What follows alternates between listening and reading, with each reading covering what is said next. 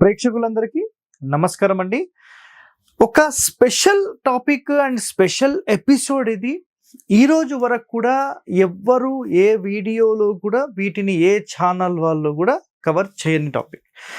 So అలాంటి ఎంతో content అనేది మనం నిజంగా చేసాం. నిజంగా అలాంటి ఎన్నో ఎపిసోడ్స్ కూడా మనం చేసాం. ఎక్కడ లేనటువంటి మన శాస్త్రాల్లో చెప్పిన ఎంతో డెప్త్ సమాచారం అంతా తీసుకుని వచ్చి మీ ముందు మనం పెడుతూ ఉన్నాం.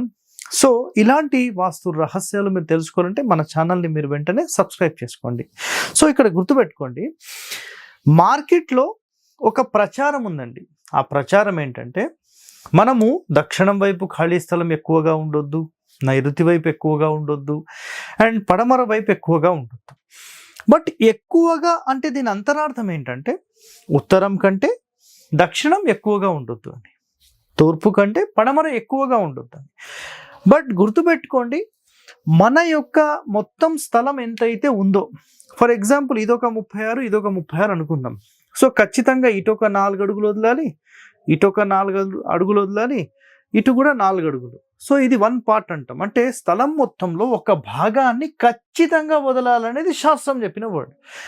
అయితే ఇప్పుడు గుర్తుపెట్టుకోండి, ఫర్ ఎగ్జాంపుల్ మీది తూర్పు ఫేసింగ్ అనుకోండి, ఇటువైపు 2 భాగాలు వదిలిపెట్టాలి. దక్షిణం అనుకోండి 2 భాగాలు వదిలిపెట్టాలి. పడమర అనుకోండి ఇటు 2 భాగాలు వదిలిపెట్టాలి. ఉత్తరం అనుకోండి 2 భాగాలు వదిలిపెట్టాలి. సో సార్ మరి పడమర అంటే 2 భాగాలు వదిలిపెట్టినప్పుడు తూర్పు కంటే పడమర స్థలం ఎక్కువ ఉంటుంది కదా? ఉండొచ్చండి. ఏ ఫేసింగ్ ఉంటే అటువైపు ఎక్కువ ఉండాలి, అది శాస్త్రం చెప్పిన వర్డ్. బట్ తూర్పు ఫేసింగ్ ఉందనుకోండి, సింపుల్గా ఇక్కడ ఎగ్జాంపుల్ చెప్తున్నాను, ఇట్లా వచ్చింది, ఇక్కడ మీకు 8 అడుగులు ఉంటే ఇక్కడ 4, ఇది రైట్, ఓకే, పర్ఫెక్ట్. బట్ చాలామంది చేసే మిస్టేక్ ఏంటంటే, అసలు దక్షిణంలో ఖాళీ స్థలమే ఉండొద్దు, పడమరలోనే ఉండొద్దు. అవసరమైతే మీకు ఖాళీ స్థలం లేకపోతే డైరెక్ట్ గోడ మీద కట్టేసేయండి, ఇటు అసలు ఖాళీనే వద్దు, కాంపౌండే అవసరం లేదు, ఆ కాంపౌండ్ మీదనే కట్టేసేయమంటారు. లేదు నైరుతికేసి కట్టేసేయమంటారు. నైరుతికేసి కట్టేస్తే మీకు ఇటు తూర్పు ఎక్కువ ఖాళీ వస్తుంది, ఉత్తరం ఎక్కువ ఖాళీ వస్తుంది. మరి ఇదేందో నాకు కూడా అర్థం కాలేదు.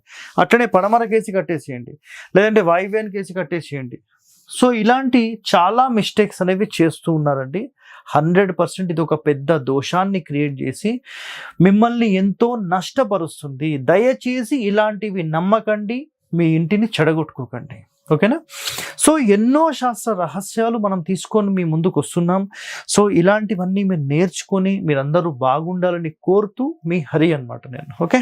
సో గుర్తుపెట్టుకోండి, ఖచ్చితంగా ఒక నియమం ఏంటంటే, మన వెడల్పు కానీ పొడవులో కానీ ఎటువైపు జరిపి ఇల్లు కట్టినా 1/9 మ్యాండేట్ అని రాస్తాం. అంటే ఒక భాగం 9 భాగాల స్థలాన్ని డివైడ్ చేసి ఒక భాగం పడమర దక్షిణం ఉత్తరం ఖాళీ వదలాలి, తూర్పు ఫేసింగ్ అయితే. మిగతా ఫేసింగ్లు అయితే మిగతా వైపులో ఒక్కొక్క భాగం వదిలి ఎటు ఫేసింగ్ ఉంటే అటు ఎక్కువ ఖాళీ వదలాలి, సింపుల్. రెండవది, దక్షిణము పడమర నైరుతి హద్దులపై ఇల్లు కట్టాలి అంటారు. ఇది 100% రాంగ్ అనేది గుర్తుపెట్టుకోండి. దక్షిణ మూత అంటారు దీన్ని. అంటే మీరు దక్షిణ సరిహద్దు మీద కట్టేశారనుకోండి, దీన్ని దక్షిణ మూత అంటారు. అదేవిధంగా పడమర సరిహద్దు మీద కట్టేస్తే పడమర మూత అంటారు. నైరుతి సరిహద్దు మీద కట్టేశారనుకోండి, నైరుతి మూత. అంటే ఎటువైపు మనం జరిపి కడుతున్నామో దాన్ని మూత అనేస్తాం. ఆగ్నేయం జరిగితే ఆగ్నేయ మూత, వాయువ్యపు మూత, ఈశాన్య మూత, తూర్పు మూత, ఉత్తర మూత. అంటే తూర్పు గోడ మీద కట్టేశారనుకోండి, ఫెయిల్, ఆ బిల్డింగ్ ఫెయిల్ అనమాట, సింపుల్. సో ఈ నియమాలన్నీ ఎవరి కోసం చెప్పారండి? ప్రజలు, ఆ ఇంట్లో నివసించే వాళ్ళు బాగుండాలని ఈ కండిషన్స్ అన్నీ చెప్పారు. మీరు అర్థం చేసుకోండి, అంతే. అర్థమైందా? సో ఇక చూడండి, నెక్స్ట్, నైరుతి కానీ పడమర కానీ దక్షిణం కానీ 1/9 చాలు. అంటే దక్షిణం ఏరియాలో పడమర ఏరియాలో ఒక భాగం వదిలి సరిపోతుంది. మీకు ఉత్తరం కావాలంటే కొంచెం పెంచుకోవచ్చు, ఎందుకంటే ఇది నైరుతి ఇల్లు కాబట్టి. I accepted. సో సరిహద్దుపై ఇల్లు కట్టొచ్చు అంటారు, అది 100% రాంగ్, ముందే చెప్పేసాం.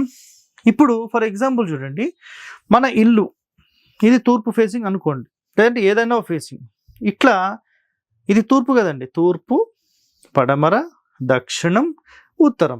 సో ఇలా మన ఇల్లు ఆగ్నేయానికి వేసి కట్టేసాం అనుకోండి, ఇది ఇల్లు అండి, ఇలా కట్టేసాం అనుకోండి, ఏం జరుగుతుంది అంటే, ఆగ్నేయంలో కడితే ధననాశనము, కష్టములు, తరచు అమ్మకము. అంటే ఇలాంటి స్థలం, ఒకవేళ ఇలాంటి స్థలంలో మీరు ఇల్లు ఇలా కట్టినా ఎవరన్నా బిల్డర్ మీకు అప్పజెప్పినా ఇది తరచూ రీసేల్ ప్రాపర్టీ కిందకే వెళ్ళిపోతుంది. ఇక్కడ ఎవరు నివసించలేరు. ఏమవుతుంది? ధననాశనము, కష్టాలన్నీ వచ్చి మీరు ఇల్లు అమ్ముకొని పోయే పరిస్థితి తీసుకొని వస్తుంది. నైరుతి కట్టేశారు అనుకోండి, ఇప్పుడు ఇలా నైరుతి కట్టేశారు, తూర్పులో ఖాళీ పెట్టేశారు అనుకోండి, ఓకేనా? ఇలా కట్టేస్తే అపకీర్తి, బంధనము, కష్టములు, వంశహాని, ప్రధాన వ్యక్తి లేకపోవడం, ఇవన్నీ జరుగుతాయి. ఇవన్నీ అవసరం అండి మనకు.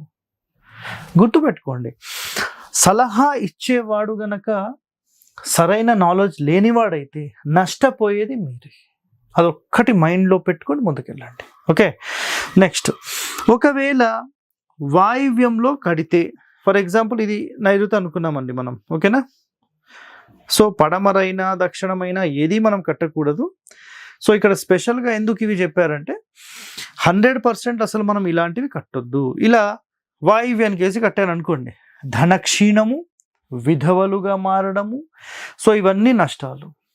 సో ఈశాన్యం కూడా 100% కట్టకూడదు. ఓకే, సో నెక్స్ట్, దక్షిణంలో కడితే, సో ఇదంతా కాదండి, మేము ఓన్లీ దక్షిణం వైపే కట్టేస్తాం.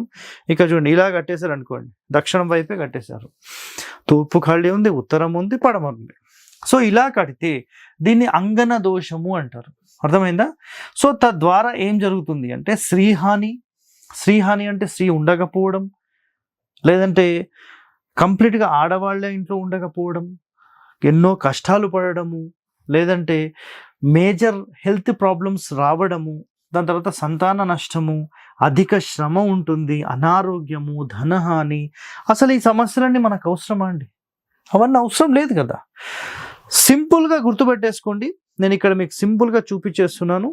మీరు అన్ని వైపులా ఖచ్చితంగా ఇటొక భాగం, ఇటొక భాగం, ఇటొక భాగం, ఇటు 2 భాగాలు, ఈ విధంగా ఇల్లు కట్టండి. మీకు ఎలాంటి సమస్య 100% ఉంటుంది.